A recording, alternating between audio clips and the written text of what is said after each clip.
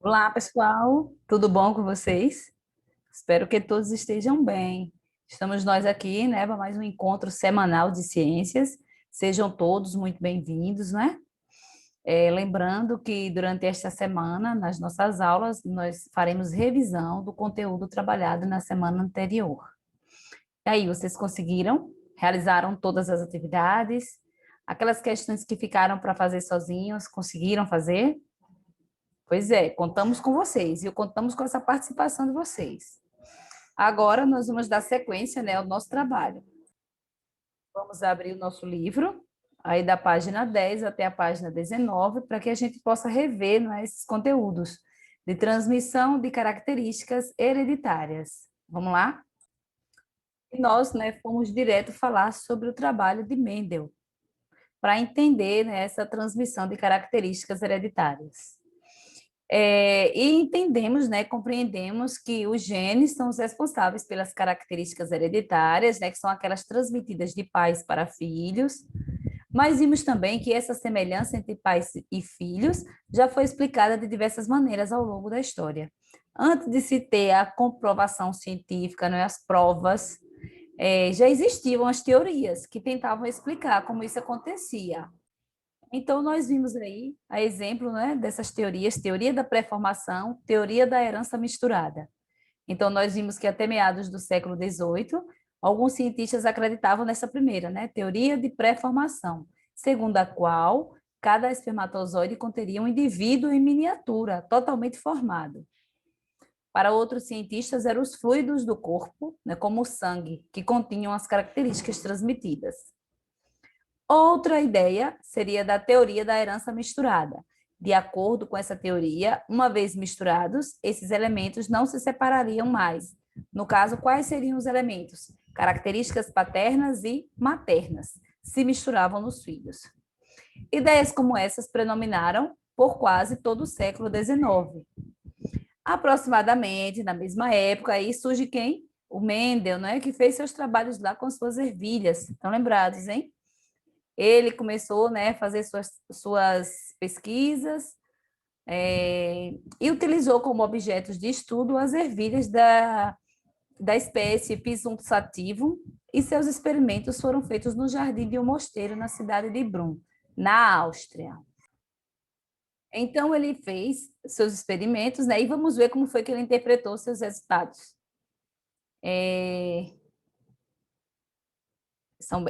Quem é uma pessoa que é bem conhecida quando se fala em hereditariedade é Mendel, né? Ele nunca fica de fora, porque foi muito importante o trabalho dele. Mesmo sem ter o conhecimento que existe hoje, ele foi o pioneiro, né? O trabalho dele foi super reconhecido. Então, vem aí os experimentos de Mendel. Ele escolheu a ervilha. Essa planta apresenta uma série de características que facilitaram o estudo. Por exemplo, é fácil de cultivar, produz muitas sementes, né? Um grande número de descendentes. Vamos lá. Além disso, as plantas de ervilha apresentam partes masculinas e femininas no mesmo pé. Então, assim, a parte masculina pode fecundar a parte feminina da mesma planta, que é o processo conhecido como autofecundação. Também é possível fazer uma fecundação cruzada, né? Quando é uma fecundação entre duas plantas diferentes, né? De ervilha, como veremos adiante. A outra vantagem é que a ervilha apresenta algumas variações em suas características contrastantes e fáceis de identificar. Por exemplo, a cor da semente, né? Que é amarela ou verde, sem tons intermediários. A forma da semente, que é lisa ou rugosa. Olha aqui. Então, tem várias características que a gente pode observar, né? Semente lisa, rugosa, amarela, verde. Aí a vagem lisa, ondulada, verde, amarela. A púrpura, a cor da flor, né? Púrpura e branca. A posição da flor, que pode ser axial ou terminal, né? Ou ao longo do caule, ou na ponta do caule. E também o tamanho da planta, que pode ser alta ou baixa. São características bem fáceis de se perceber. não é? E fáceis dele desenvolver o seu trabalho. Então, para explicar a variação das características encontradas, Mendel supôs que se uma planta tinha semente amarela, ela deveria possuir algum fator responsável por essa cor. E o mesmo ocorreria com a planta de semente verde, que teria um fator determinando essa coloração. Então, um fator para determinar a cor verde, um fator para determinar a cor amarela. Nos outros fatores, nas outras características, um fator para determinar a semente lisa, outro para determinar a rugosa, a vagem lisa, a vagem ondulada. Então, tinha fatores para explicar essas características, né?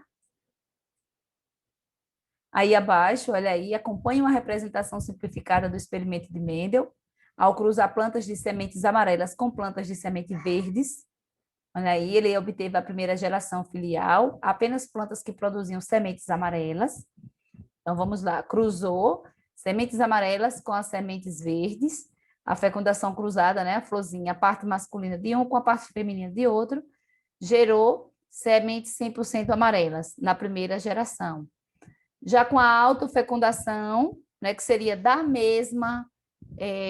as mesmas características, da mesma planta, olha aí como elas saíram, a geração saiu, no caso essa, né, se autofecundou, olha aí, saiu uma sementinha verdinha também, né, não saiu toda amarela mais, foi cerca de 75% de sementes amarelas e cerca de 25% de sementes verdes. Então, a resposta veio na geração F2, que é a segunda geração filial, resultante do cruzamento de uma planta da geração F1 com ela mesma. Então, essa daqui, que saiu toda amarela, com autofecundação, né? A planta, a parte masculina com a feminina, da mesma planta, aí já apareceu. A gente poderia pensar assim, que aí era que só iria sair amarelo mesmo, né? Já que essa planta só apresenta semente amarela. A gente esperaria assim, não, então, já que ela é amarela, então só vai sair semente amarela. Mas não foi isso que aconteceu. Apareceu a verde. A verde que remete lá à primeira, né? Da primeira geração. Então, misturou agora. Não é interessante isso? Porque será que funciona assim nas nossas características? Que, tipo assim, às vezes a gente não parece com o nosso pai ou a nossa mãe, mas vai aparecer lá com o nosso avô. Estão entendendo? Alguma característica, né? Não tem no meu pai, não tem na minha mãe, mas tinha lá no meu avô. Então, essa característica pode estar surgindo em mim. Assim, Mendel concluiu que o fator para a cor verde não tinha sido destruído, ele apenas não se manifestava na presença do fator para a cor amarela. Com base nisso, ele considerou dominante a característica ervilha amarela e recessiva a característica ervilha verde.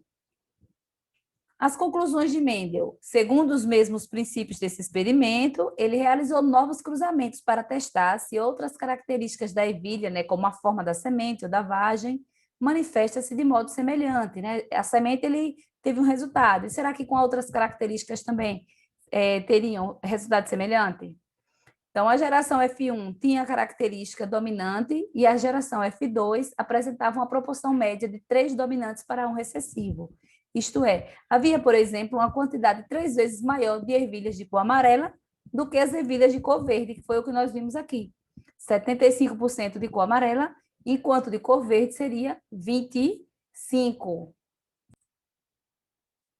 Seguindo as conclusões de Mendel, né? Seguindo os mesmos princípios desse experimento, ele realizou novos cruzamentos para testar se as outras características da ervilha, já falamos, né, como a forma da semente ou da forma da vagem, manifestavam-se de modo semelhante e ele viu a proporção. Tá bom, vou passar para outra página.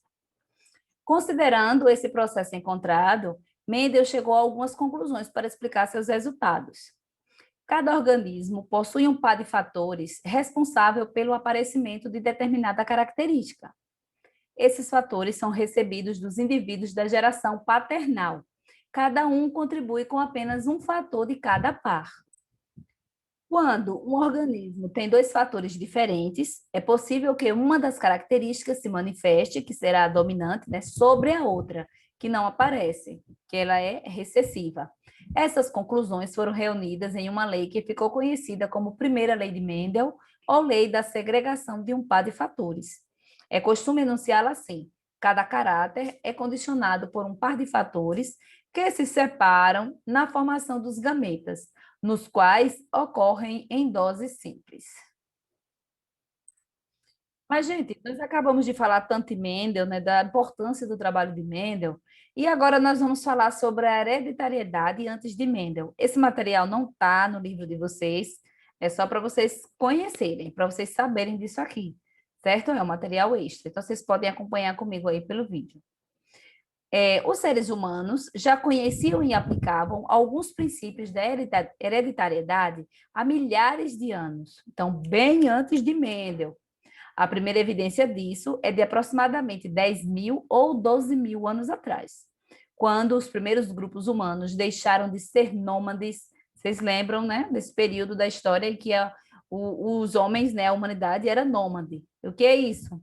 Eles não ficavam, eles sempre se mudavam, né? Então, ficavam naquele lugar, caçavam, pescavam, consumiam o que tinha naquela região, aí quando acabava, né, o alimento, eles iam para outro lugar, em busca de outro lugar, assim, que também tivessem alimentos para oferecer. Então, quando os primeiros grupos humanos deixaram de ser nômades e passaram a se fixar em determinados lugares, onde criavam animais e realizavam seus próprios plantios. Então, é quando surge a agricultura, né, ele passa a realizar seus próprios plantios e também criar seus animais.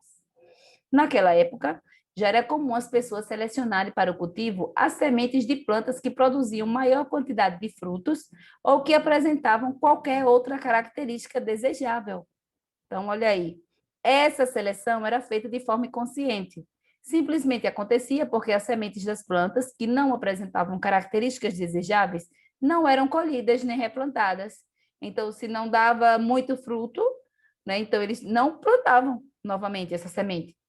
Se era ruim, se não era boa, não era do jeito que eles queriam, eles simplesmente não plantavam. Dessa forma, estava fazendo a seleção. Vejamos um exemplo do milho.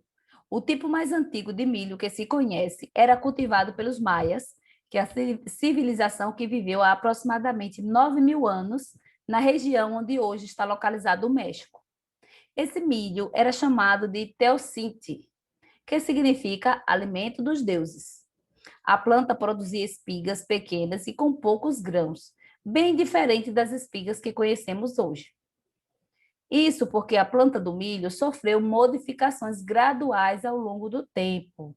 E essas modificações são decorrentes da seleção artificial das espigas pelos seres humanos, com base em diversas características consideradas importantes, como o tamanho e o aspecto dos grãos, a produtividade da planta e sua resistência a pragas e doenças.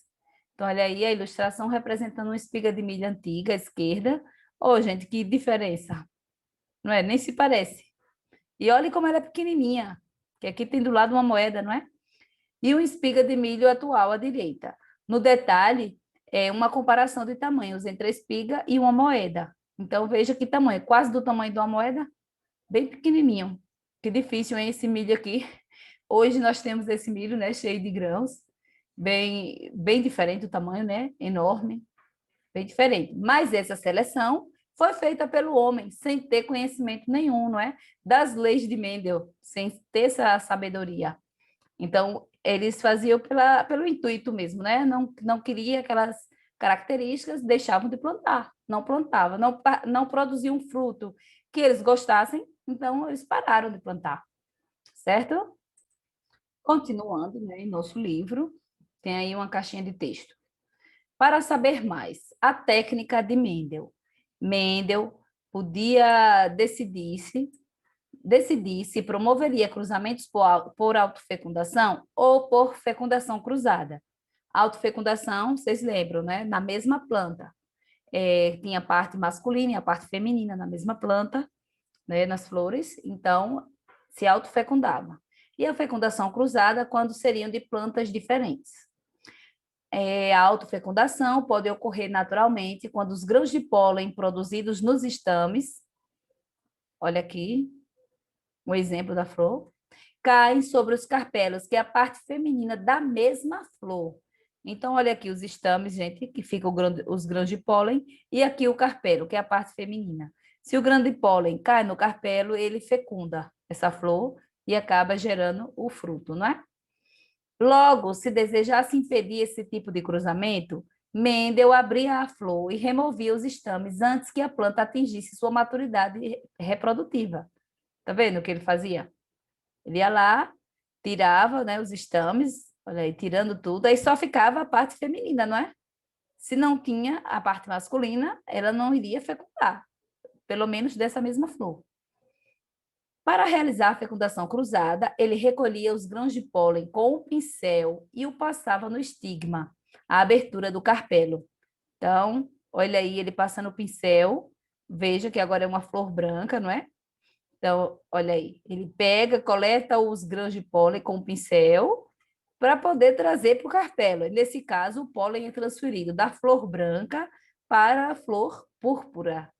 Então, não é interessante ele saber disso tudo já, sem ter o conhecimento científico em si, né? Já está, naquela época ele estava construindo o conhecimento, mas ele já sabia disso tudo. Para realizar a fecundação cruzada, ele recolhia os grãos de pólen com o pincel e o passava no estigma, que seria a abertura do carpelo de outra flor. No caso apresentado, Mendel fez os cruzamentos parentais usando a parte masculina de uma planta de semente amarela e a parte feminina de uma planta de semente verde. Vamos lá. Olha aí, após a fecundação, os óvulos desenvolviam-se e originam sementes, que são as ervilhas, né? E o ovário desenvolve-se e origina o fruto, que é a vagem. Olha aí. As ervilhas podem ser plantadas e originar novas plantas. E tudo se repete, não é? Essa polinização, que é feita aí manualmente. Muito bem. Interpretação atual das conclusões de Mendel. Para interpretar as conclusões de Mendel à luz dos conhecimentos atuais, vamos recordar alguns conceitos que você aprendeu ainda no sexto ano, né? Quando estudou a organização básica das células. Vocês lembram? Qual era a organização básica das células? E no oitavo também sobre reprodução dos seres vivos. Lembram que nós vimos lá que a célula tem membrana, que é a parte de fora, o citoplasma, que é uma parte gelatinosa, que fica dentro da membrana, e o núcleo, que fica imerso no citoplasma, é onde contém a informação genética, né? Do organismo, da célula. Então, é onde está o DNA. Muitos desses conceitos não eram conhecidos por Mendel, uma vez que vários desses conhecimentos científicos só foram desenvolvidos com bases nas ideias dele. Então, foi depois do que ele fez que descobriu-se muitas coisas. Cromossomos e divisão celular. Você já viu que muitos organismos se reproduzem de forma sexuada. Nós vimos no oitavo ano isso bem claro, né? Dois tipos de reprodução, sexuada e assexuada. Muitos organismos se reproduzem de forma sexuada. Sexuada é quando precisa dos gametas, não é? Precisa do gameta masculino e do gameta feminino. O gameta é a célula reprodutora, não é? Então, nessa forma de reprodução, são produzidas células especiais, que são os gametas, que se unem na fecundação, formando uma nova célula, o zigoto, também chamada célula-ovo. Então, essas duas células especiais, né, esses dois gametas, se unem, né, acontece a fecundação, e aí tornam-se uma única célula. No núcleo dos gametas e das demais células existe um conjunto de minúsculos fios organizados em estruturas chamadas cromossomos. São mais visíveis ao microscópio quando a célula começa a se dividir. Eles são formados por uma substância química chamada ácido desoxirribonucleico, que é o DNA. Então, cada cromossomo contém milhares de genes. Na maioria das células de um organismo, os cromossomos ocorrem aos pares. Para cada cromossomo existe outro com a mesma forma e o mesmo tamanho. Então, pares, né? Pares de cromossomos. Esses pares de cromossomos são chamados homólogos. A ervilha estudada por Mendel, por exemplo, possui 7 pares de cromossomos homólogos. Vamos entender, gente, que na maioria das células, os cromossomos ocorrem aos pares de todas as células, tá bom? Aqui tem o exemplo, né, da célula, uma célula aí do menino. Pegou uma célula, ou o núcleo da célula, e o que é que tem no núcleo da célula? O cromossomo do início da divisão celular. Olha aí, uma fitinha. ela está toda emboladinha, né? E se abrisse, ficaria dessa forma. Se encontraria o DNA. Nos gametas não há cromossomos em pares. Cada gameta possui apenas a metade. Então, o espermatozoide leva a metade e o óvulo leva a outra metade dos cromossomos. Nas outras células, eles já terão todos os cromossomos. Mas nessas células reprodutoras, né, que são os gametas, terão apenas metade. No caso da espécie humana, o espermatozoide e o ovócito 2, ou o óvulo, né, popularmente chamado, eles têm 23 cromossomos, cada um. Então, 23 no espermatozoide e 23 no ovócito. Quando os gametas se unem, né, quando o espermatozoide se une ao ovócito, que acontece a fecundação, formando o zigoto, que é uma única célula, agora, então, eles terão 46 cromossomos, que se divide em outras células também com 46 cromossomos. Vocês lembram, não é, que essa única célula, a célula inicial, ela vai se dividindo e aumentando essa quantidade, é uma divisão que multiplica, porque elas se dividem, formando novas células e desse jeito ela vai aumentando, né? Então vai se multiplicando. Só que agora elas não terão mais metade, metade. Elas já terão todos os cromossomos, que são os 46. Olha aqui. Cromossomos encontrados nos gametas. Tem 23 de um, 23 de outro. Quando ela está já o zigoto pronto, né? Quando houve a fecundação, então não será mais 23 de um e 23 de outro, já serão os 46, que é uma única célula. A partir do zigoto, né, que vai acontecendo as divisões celulares, vão se formando novas células, essas novas células já terão 46 também, certo? Então vamos entender. O dos gametas tem só a metade, mas nas outras já serão 46. Apesar de o zigoto se dividir, o número de cromossomos das células filhas se mantém. Isso ocorre porque antes de uma célula se dividir, cada cromossomo do núcleo se duplica. Então, o material genético, né, que é o cromossomo, ele se duplica e aí acontece a divisão celular. Com a duplicação dos cromossomos, a divisão do zigoto origina duas células filhas com o mesmo número de cromossomos da célula original. Esse processo de divisão da célula é chamado de mitose. Observe, gente, mitose é a divisão celular com a mesma quantidade dos cromossomos, certo? O mesmo número. Vamos ao exemplo. Célula com 4 cromossomos. Aí agora ela vai se duplicar. Olha aí, duplicação de cromossomos. Então, não tem mais 4, agora tem 8.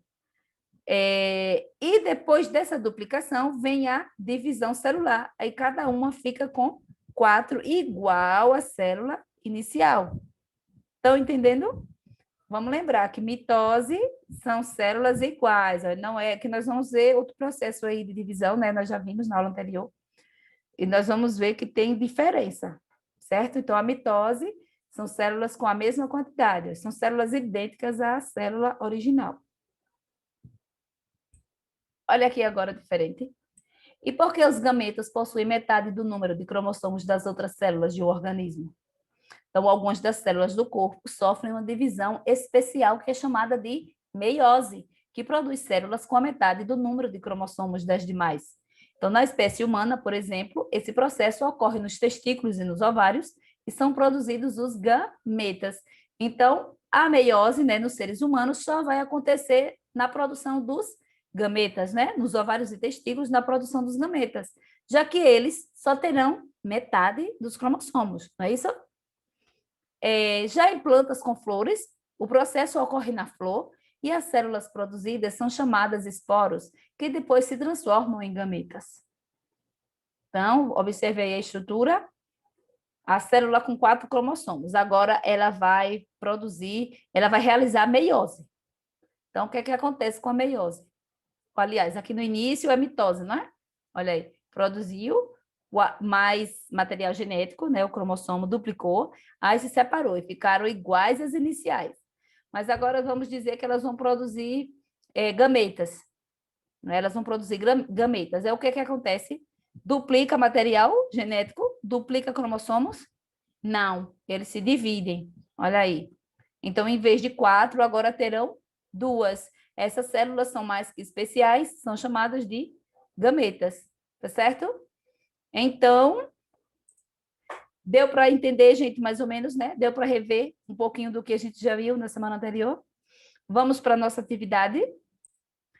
Bom, nós vamos responder a questão 7, questão 8, a 9 e a 10. Vocês responderão com o auxílio do professor, certo?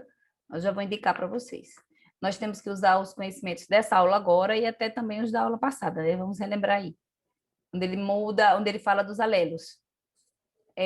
O sétimo, se o alelo A determina o albinismo, que é a característica recessiva, lembra que nós vimos que tem o dominante e o recessivo, a característica dominante e característica recessiva. E o alelo A maiúsculo, tem o A pequenininho, o A minúsculo e o A maiúsculo. Determinar a presença de melanina, característica dominante.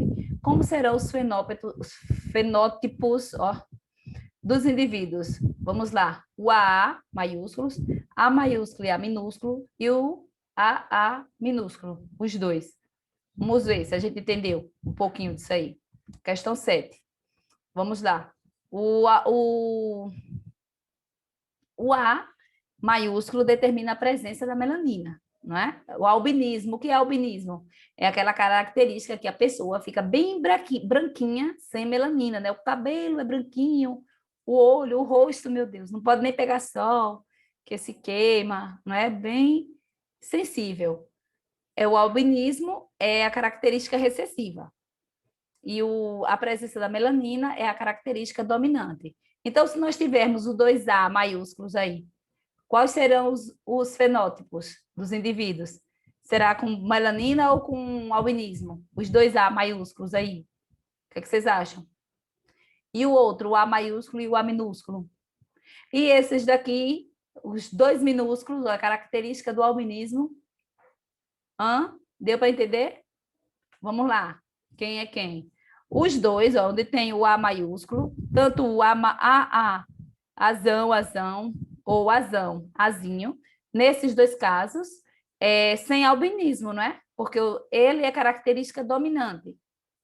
Então, nos dois casos, será sem albinismo. Já no caso de azinho, então, é com albinismo, não é? Porque não tem o outro aí, a presença da melanina, para predominar, certo? Aí vamos lá para o 8. Em porquinhos da Índia, vamos considerar que a herança para a cor do pelo obedece à primeira lei de Mendel. O caráter pelo preto, MM, ou MM é o dominante sobre o pelo marrom, MM. Vamos só observar, maiúsculo e minúsculo. MM maiúsculos, né? O M maiúsculo e M minúsculo, é o dominante. É tipo esse daqui, certo? Da presença da melanina. E é dominante sobre o pelo marrom, MM, que no caso vai ser recessivo, não é? Então, vamos entender. Letra A. Que cores podem ser os descendentes de um cruzamento entre uma fêmea do pelo preto, MM, e um macho de pelo marrom, MM, minúsculos.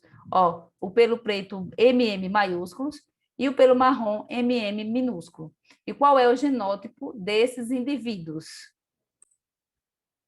Bom, gente, se o MM maiúsculo, não é de pelo preto, ele é dominante, então só vai surgir, só vai ter descendentes de pelo preto, né? Se ele predomina pelo marrom.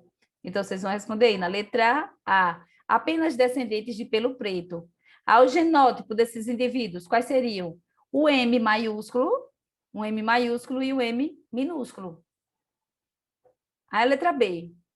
Quais são os genótipos dos indivíduos que, quando cruzados, podem gerar descendentes com pelo marrom? E aí agora, como é que vai ser para gerar pelo marrom? Respondam aí. Se for MM minúsculo, né? Vezes MM minúsculo, vai ser pelo marrom. Então, escrevam cruzamento MM minúsculos vezes MM minúsculos também, produzem apenas indivíduos com pelo marrom. MM continua minúsculo. Cruzamentos que tenham, né, o MM maiúsculo, M maiúsculo e M minúsculo, vezes, né, versus o MM minúsculo, podem gerar indivíduos com pelo marrom em 50% dos casos. Se pegar esse com esse, né, pode gerar. Porque vai ser, esse pode estar igual junto com esse, e esse outro vai ficar tudo minúsculo. Então, vai ser 50%. Pode ser 50% preto e 50% marrom. Cruzamentos com os dois maiúsculos, M maiúsculo e M minúsculo, versus, novamente ele, né, M maiúsculo e M minúsculo, podem gerar 25% dos indivíduos com pelo marrom. É um pouquinho complicado isso aí, né? Mas não se preocupe não, que vocês vão entender isso aí direitinho. Pode não ser tão simples agora, mas não se preocupem não. É importante que vocês tenham uma ideia do que a gente está falando agora, porque no ensino médio é que vocês verão isso melhor. Então, no 9º ano, é interessante que vocês tenham essa visão, mas é uma visão superficial. Mas já dá para entender alguma coisinha, né? Mesmo que não entenda, mesmo que ache difícil, né? Que seja um pouco complexo, mas já dá para ter uma visão mais ou menos do que acontece. Gente, a questão 9 e a questão 10. Vocês vão observar o heredrograma, né, a cor preta, nesse caso. Vocês vão analisar o que tá mostrando aqui para poder responder a questão. A filha indicada pelo número 4 tem albinismo. Quais os genótipos dos indivíduos 1, 2 e 4? E a questão 10, a figura abaixo, elaborada com base em uma ilustração feita em 1694, representa um espermatozoide. Lembram da ideia que eles tinham? Que tinha uma pessoa em miniatura no espermatozoide, lembra? Já formada. Então, ela mostra uma ideia popular na época sobre a função do espermatozoide para a formação de um novo ser vivo. Qual seria essa ideia? E por que, segundo novos conhecimentos atuais, ela está errada? É assim mesmo a ideia? Ó, só de olhar já dá para entender, né? O que é que a gente vê aqui? Era a ideia deles. Então, vocês vão responder e tirar dúvida com o professor da turma, tá certo? Então, já já a gente volta com a nossa segunda aula, né? Nossa segunda videoaula. Lembrando que essa primeira corresponde às 2 aulas de ciências. Vocês lembram que nós temos 3 por semana, não é? Então, esse primeiro vídeo corresponde a 2 e a outra corresponde à terceira. Então, tenham uma excelente semana, ótimos estudos, se dediquem, tudo vai dar certo, tá bom? Tchau!